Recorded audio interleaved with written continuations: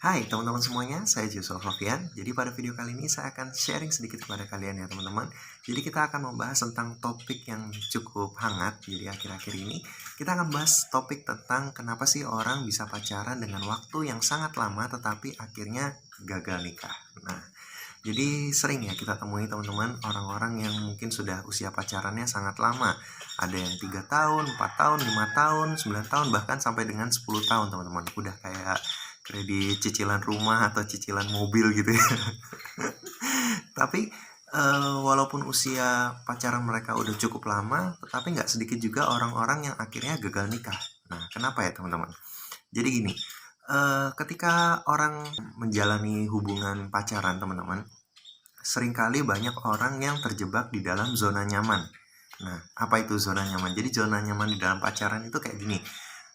Saya rasanya nyaman deh dengan anak ini, dengan si A, dengan si B, nyaman gitu. Jadi walaupun ada kelemahan atau ada hal-hal yang saya rasa masih tidak mengganggu prinsip saya, ya oke lah dijalanin. Yang penting jalan dulu kayak gitu. Nah, kebanyakan anak muda zaman sekarang ketika pacaran yang penting jalan dulu kayak gitu. Nah, yang penting jalani aja dulu kayak gitu.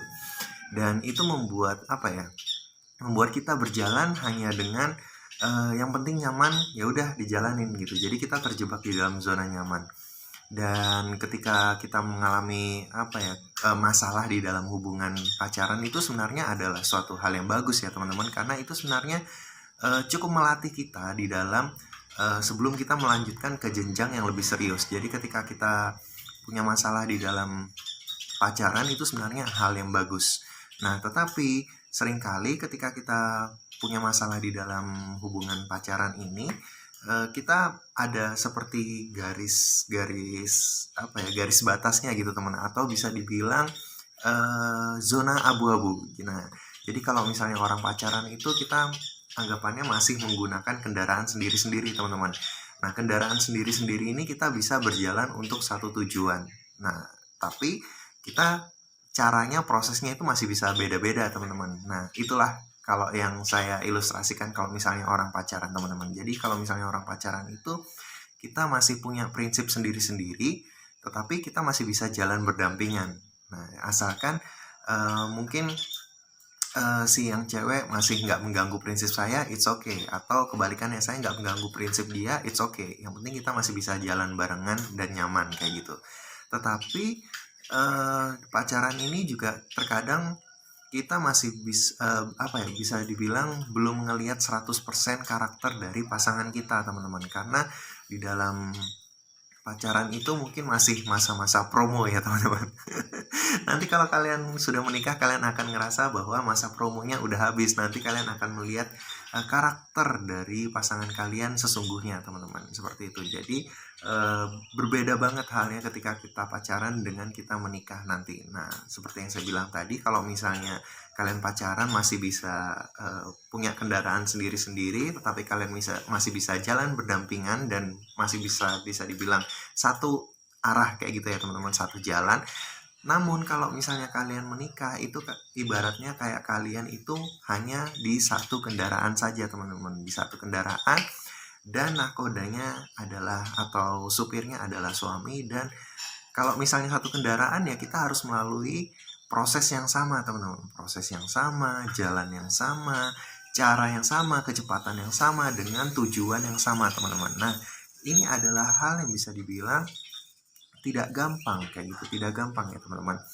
Nah, kebanyakan orang bermasalahnya ketika mereka ingin menikah itu zona abu-abu ini tadi itu terganggu teman-teman. Jadi banyak hal di zona abu-abu ini bisa dibilang prinsip bisa menjadi salah satu masalah kenapa orang gagal nikah teman-teman. Jadi prinsip yang ini A, satunya punya prinsip B. Sedangkan kalau misalnya dua-duanya sama-sama keras kepala, waduh nggak ketemu ini teman-teman. Jadi contohnya aja nih, salah satu prinsip misalnya beberapa prinsip itu kayak misalnya siapa nanti waktu nikah yang megang uang. Nah, kayak gitu.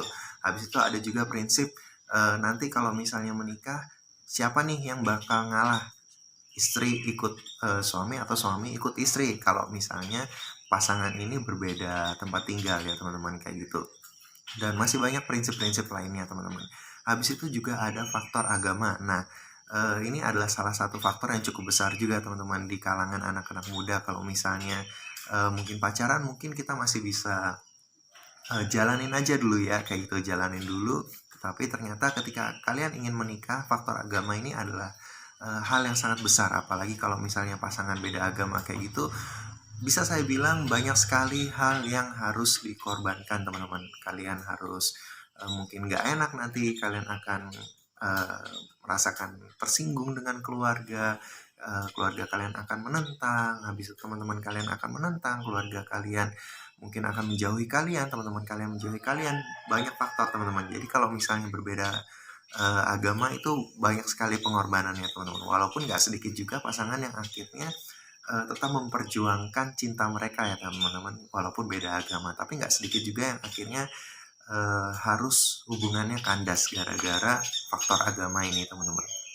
Nah, selain faktor agama ini juga ada faktor keluarga teman-teman, karena ketika kalian menikah itu tidak hanya mempersatukan dua insan saja teman-teman, dua individu, tetapi kalian akan menyatukan dua keluarga ini teman-teman. Nah, dua keluarga ini terkadang memiliki budaya yang berbeda ya teman-teman. Budaya yang berbeda itu adalah salah satu hal yang mempengaruhi kenapa orang akhirnya memutuskan untuk tidak lanjut kayak gitu. Banyak orang-orang berpikir bahwa keluarganya pasangan ini mungkin tidak cocok dengan budaya yang selama ini saya jalani, atau keluarganya mungkin uh, ya tidak cocok karena memiliki budaya yang menurut saya bersinggungan dengan budaya keluarga saya selama ini, atau bisa juga karena orang tua dari pasangan tidak cocok dengan orang tuanya saya. Nah, ini bisa menjadi faktor yang cukup besar teman-teman.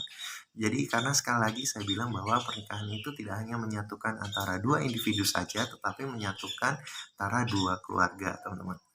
Nah, jadi tiga hal ini adalah beberapa faktor yang sangat penting teman-teman untuk melihat apakah dia benar-benar cocok untuk menjadi pasangan kamu seumur hidup kayak gitu. Ini di luar dari faktor-faktor lainnya ya teman-teman, kayak misalnya kadang ada juga orang bilangnya itu kalau misalnya mau menikah itu 1 tahun terakhir sebelum menikah itu godaannya sangat-sangat besar teman-teman.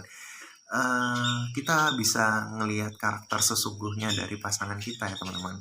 Dan kita juga nggak tahu misalnya banyak hal yang tertutup kayak gitu akhirnya terbuka kayak gitu. Misalnya pasangan kalian apakah memang benar-benar orang yang setia atau enggak, atau pasangan kalian adalah orang yang mau mengalah dengan kalian, dia untuk memprioritaskan hubungan kalian, atau dia ingin mempertahankan egonya sendiri. Itu nanti kelihatan teman-teman ketika kalian 1 tahun ingin menuju ke pernikahan teman-teman. Nah, itu alasannya tadi kenapa banyak orang yang akhirnya gagal atau kandas hubungannya sebelum menikah teman-teman, walaupun mereka sudah memiliki usia pacaran yang sudah cukup lama teman-teman.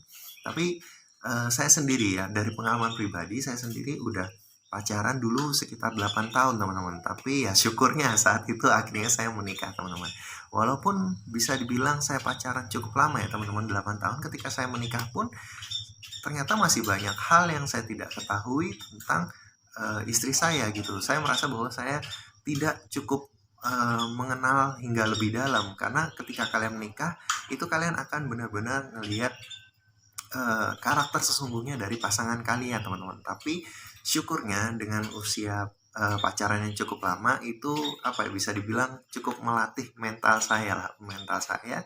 Dan saya bukannya itu adalah suatu hal yang sia-sia, tidak teman-teman, tapi itu adalah hal yang cukup bagus kayak gitu. Jadi kalian pacaran lama bukan berarti kalian pacaran lama itu tidak bagus ya teman-teman, tapi itu cukup melatih kalian kayak gitu. Tapi bukan berarti kalian mengetahui semua karakter dari pasangan kalian ketika kalian pacaran teman-teman, karena sekali lagi saya bilang itu adalah masa promosi. Nah, kalau sudah menikah promosinya sudah habis teman-teman, kalian akan melihat karakter dari pasangan kalian sesungguhnya teman-teman. Dan untuk kalian yang mungkin gagal menikah, saya bisa bilang kepada kalian, kalian jangan berkecil hati teman-teman, karena lebih baik kalian gagal untuk menikah teman-teman daripada pernikahan yang gagal teman-teman. Jadi lebih baik kalian tidak memilih orang yang salah, karena ketika kalian menikah usahakan pernikahan itu sekali untuk seumur hidup teman-teman. Kalau misalnya kalian sudah menikah dengan seseorang, kalian memutuskan orang ini harus menjadi pasangan saya, kalian harus menerima plus minusnya teman-teman. Tidak hanya kelebihannya tetapi kekurangannya juga teman-teman. Jadi jangan sampai kalian menerima orang yang salah di dalam kehidupan kalian, karena ini nanti akan bisa menjadi pasangan kalian seumur hidup teman-teman. Jangan sampai kehidupan kalian terasa seperti neraka seumur hidup kalian teman-teman. Jadi wise lah kayak gitu. Jadi kalian harus bersikap bijak untuk memilih pasangan kalian. Tidak apa-apa bagi kalian yang gagal menikah, jangan berkecil hati. Sekali lagi tetap semangat. Seperti yang saya katakan tadi, tidak apa-apa gagal menikah, asalkan jangan pernikahan yang gagal teman-teman. Jadi mungkin saya akhiri dulu sharing kali ini. Semoga saya juga berdoa bagi kalian yang menonton ini, kalian mendapatkan pasangan yang sesuai dengan hidup kalian teman-teman, dengan karakter kalian, pasangan yang setia, baik, tidak sombong. Habis itu juga cocok dengan keluarga kalian teman-teman. Semoga kalian semuanya mendapatkan pasangan yang pas lah hingga sampai dengan ke jenjang pernikahan teman-teman. Oke, saya Joshua Sofian pamit undur diri. Sampai jumpa lagi di sharing kita berikutnya. Stay healthy and God bless. Bye-bye.